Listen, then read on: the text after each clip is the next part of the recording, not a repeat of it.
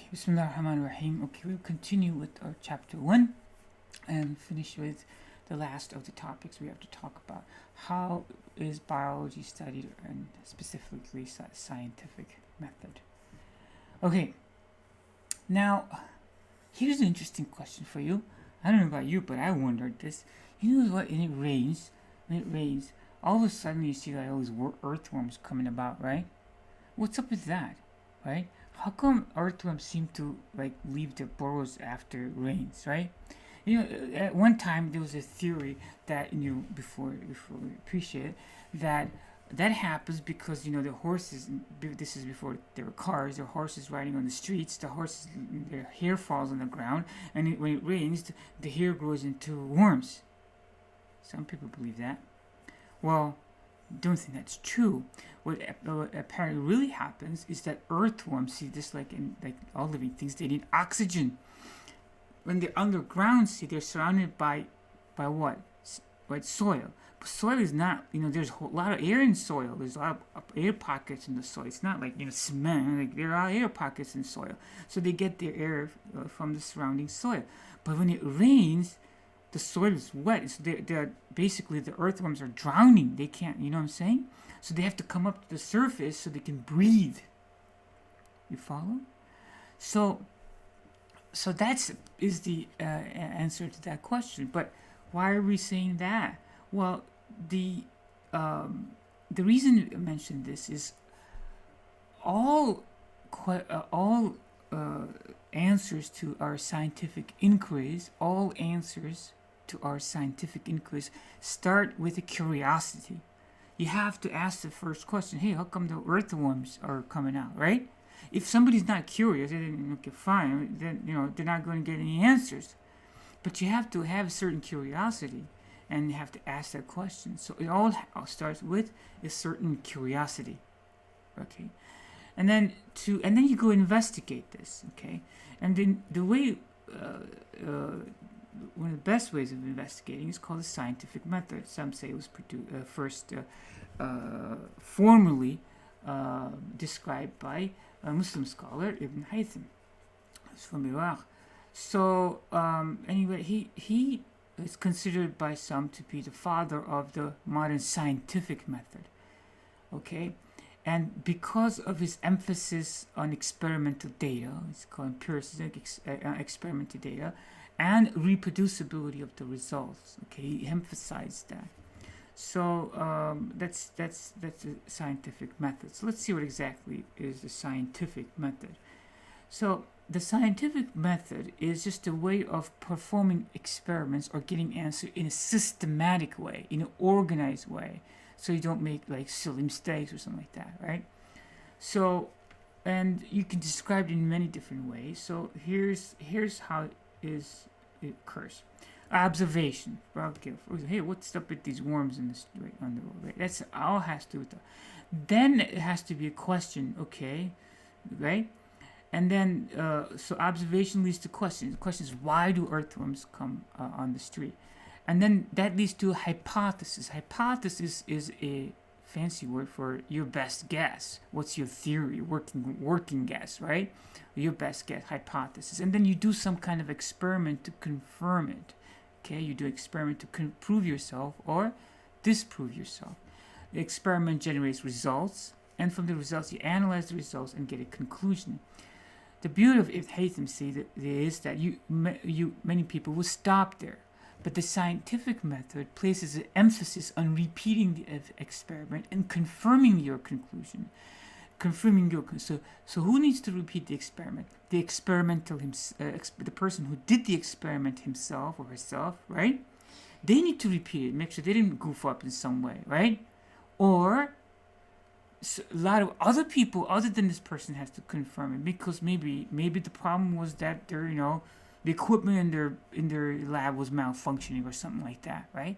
So the experiment needs to be repeated by experimenter themselves, but a lot of other people. And the more experiments confirm the hypothesis, the theory, then it gets stronger. You follow? So that's in brief. The strength of the scientific method is right here.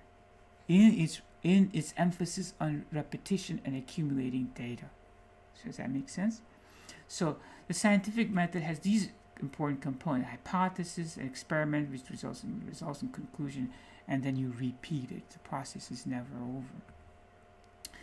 So give another example here. Okay, now look, this is Guam, it's an island. Okay, it's right there.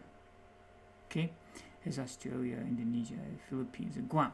So apparently this brown tree snake was accidentally introduced to Guam in 1940. I don't know what I mean by accidentally introduced. Like, oops, I lost my snakes. Now, like, somehow somebody took their snake and there was maybe pets. I don't know how that happened. It was accidentally introduced into this area in the 1940 in the island, right? So, and then some years later, 1965, local newspaper in the island said, "Oh, you know what? The snake might be good for us. These snakes that are accidentally introduced. They might be good for the island because they feed on the rat and mice, and all the rodents. And who likes rodents, right? Because rodents, they eat up the crops and they're nuisance and stuff, right? So the newspaper says, hey, this is a good idea. We should have more accidents like this type of thing. You know what I'm saying?" So that was good. But then there's a biologist who happened to visit the area. He's a critical thinker, see? He noticed that he was going through the forest and he noticed that, yeah, that's maybe true, but the bird population had also declined. He remembered he was there long before and he went back and it's not as loud.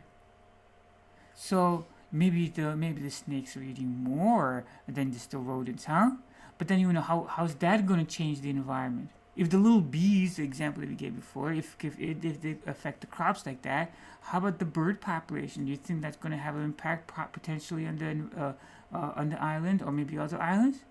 Very possibly, right? Maybe there was a migration spot for the birds or something like that, and that got messed up, right? So you have to think big like that. But look at this beautiful story. I like this one because it all started with what? This astute biologist going into the forest and recognizing that it's not as loud. The birds are not chirping. Now, if you're going out there in the forest and when you're doing this, with your smartphone and looking at your smartphone in the forest, you'll never notice the sound of the birds. You know what I'm saying? So you have to be in tune with your environment. You have to have natural curiosity and have this gift or a desire for observation to see what's going on in your environment to make a observation. You follow? But I like the story for that reason because it's such a clever observation on the part of that scientist. So the observation was that snakes were there, but no bird sounds in the forest. So the hypothesis, the conjecture, the guess was that the snakes were eating the birds. Or maybe the bird eggs or something like that. I don't know. You understand? So, okay, now, then they would have to do some kind of experiment. I don't know what kind of experiment they did, or if they did. But the best experiments, there are all kinds of experiments, okay? All kinds. Some of them are better than others. But the best experiments are called controlled experiments. They're controlled experiments, okay? And these are experiments that are designed to test a hypothesis, a theory, okay? Hypothesis, theory. Here's a hypothesis, for example. Somebody says, fertilizers help plant growth. Okay, somebody claims that fertilizer helps plant grow. The plant grow taller if they're given fertilizers. Okay, that's a hypothesis. It's always good to try to frame the hypothesis or put the hypothesis in a conditional statement. What is a conditional statement? A conditional statement is an if-then statement. Okay, if-then statement. So if you have a statement like if and then, that's called a conditional statement. So it's good to put that because it helps you think through, see? For example, if a plant receives fertilizer, then it grows better. That's a conditional statement. That's a theory, right? That's like a hypothesis, not a theory. We can talk about theory in a second. So that's a hypothesis. If a plant receives fertilizer, then it grows better. That's a conditional statement. Okay? Okay. To do the best experiment, you have to have two groups. Okay? One is called the control group. That may be the lucky or the unlucky group, because you're not going to mess with that group, okay? That's the control group. And then The second group is the variable group. The variable group and the control group are the same. They are the same. Yeah? No, they're the same. That's true. They're the same every way except for one change. Okay? The control group and the experimental group, the variable group, control group or the experimental or variable group, are exactly the same except for one change. And that one change is the change that you're studying. Okay? Because if you have more than one variable, you don't know what's happening, right? So control group, for example, here you have a bunch of plants, okay? They get nice soil, they get water, and they get sunlight because that's what they need to grow. The variable group or the experimental group has the same thing. They have soil, water, and sunlight, soil, water, and soil, and they get fertilizer. That's the only difference between control group and the variable group. So the variable group has one extra thing, and that is called a variable, something that changes. The variable is the one thing that is being changed between the two groups. In this case, it is the fertilizer. Okay, now, mind you, when you say the control group and the experimental group are the same, I mean exactly the same. In other words, the amount of water they get has to be the same, the quality of the water has to be the same, the source of the water has to be the same, the amount of sunlight has to be the same, the source of the sunlight, I mean which side of the window, how far from the window, has to be the same. The soil quality has to be the same. You follow? So you might, okay, they get soil, water, and sunlight. No, they get exactly the same soil, exactly the same water, exactly the same sunlight. That's what you mean by controlling everything except for that one thing that you're testing, which is the variable. Does that make sense? Okay. Then, the independent variable is that thing which is different, the condition that's being tested. The independent variable here is the fertilizer. The dependent variable is the result of the change, which is the plant growth. So the independent variable is the fertilizer. Dependent variable is what you're testing. What are you testing in this case? That they grow better, right? How are you going to measure if a plant grow better? Well, they're going to grow taller. So the dependent variable here is the height of the plant. Now, see? If you put the original question in a conditional statement form, it helps you. If a plant receives fertilizer, that's the independent variable, then it grows better, that's the dependent variable. See, a conditional statement allows you to separate the independent variable from a dependent variable in a very clear, concise manner. So if you start thinking like if-then statements, the conditional statement, it helps you formulate the question and you can identify the independent variable and the dependent variable. If a plant receives fertilizer, independent variable, then it grows better, that's the dependent variable. Does that make sense? Okay? So that is the scientific method. All right. So observation, question, hypothesis, experiment, results, conclusion, reproducibility. You repeat the experiments. Okay. Now, if you did an experiment, for example, and then you did definitely recognize that plants grow better with fertilizer, then you can say your theory is that fertilizers help plant growth. Yes or no? No. No. Okay? You do one experiment, right? You do one experiment, okay? And you show that the plant grows better with fertilizer. That does not make a theory. For a scientific experiment to become a theory, you have to do thousands of experiments. So the word theory is not a word that you throw around in medicine, in science. The theory of evolution. It's in the scientific community, the word theory is only given to those hypotheses that have been vigorously tested, that have been tested a lot by a lot of people. You follow? So the word theory means that the observations have been done many times to the point that you have reasonable confidence in them. You follow? So that you have to understand. Okay, so a theory is a very powerful word. It's not something trivial. So that's the scientific method. Biology is slightly different because in biology you can't do experiments like that all the time. How are you going to control environment? You know what I'm saying? It's harder to do. It's easier to do chemical experiments, in laboratory, but biology is hard to do. But biologists typically gather two types of data. Quantitative data is numerical data, right? For example, this is a paramecium, a little microorganism, and they see if it's very cold they die. This is temperature. If very cold they die. If it's very hot they die, right? But they do very well, it seems like, right about here, right? That's like paramecium heaven, so to speak. So this is like their preferred temperatures right here. Okay? If you get colder, they don't do so well. But if they go right over, that's terrible. Right there, they die off really fast. They cook them and they die, right? You know what I'm saying? But this type of information that's gathered, this is a quantitative, this is numerical information, right? Right? Qualitative information is descriptive data. It's like what Darwin did. He observed. You can't really do experiments on evolution. You have to be very, very old. A long experiment, right? Millions of years. But you do a lot of observations. Right? There's not, so that's qualitative data, descriptive data. You're describing things, right? So quantitative data means numerical information. Qualitative data means descriptive data. In terms of quantitative data, internationally, we use a system. Okay, it's called the International System, SI in French or something like that, International System of Measurements. One good thing about the scientific community, they collaborate, okay? Countries could be enemies, but sometimes they share scientific experiments within them, So scientists tend to be more like that. So the scientific unit for length, for example, is meter. For mass is kilogram. For time is second, right? And liter.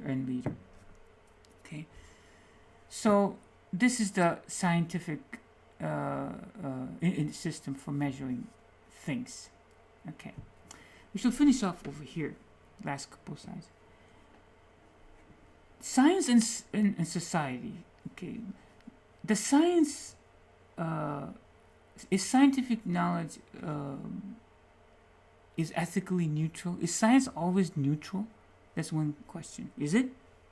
Means the science is it good or bad? Is it something like that? If science is just science, like it's just like information, right? How you use it depends on that. But I wonder, is okay, if science is neutral, is making a bomb neutral? Oh, I don't know. Yeah? So I'm not so certain that scientific endeavors are always neutral. Why make better bombs, right? You know what I'm saying? So these are important questions. So can science answer all questions? Answer is no. Science can give you how things work, but they don't tell us why things work. The greatest of all scientists appreciate, including Einstein and great scientists appreciate, science can't answer all questions. Can technology solve all problems? No. The reason people are starving in the world is not because there's not enough food and resources, because the resources are not distributed properly. Now, but science is not obviously bad. I mean, vaccinations have saved millions of people. If we didn't have water treatment plants, we'd be walking miles to get clean water. Antibiotics have saved, my own kids. How many times you get ear infections, sore throat, and people used to die from that kind of stuff before. Crops and liver-saving devices. Science has done a lot of good, but there is a certain responsibility that comes from using science properly. There have been negative effects, for example. Excessive fertilizer resulted in damage to the coral reefs, the beautiful coral reefs. And so pollution, right? There's a certain degree of responsibility. How much do we recycle? Right? How much do we waste? How much do we pollute? These are important things. We only have one Earth, right? And the global warming effects, right?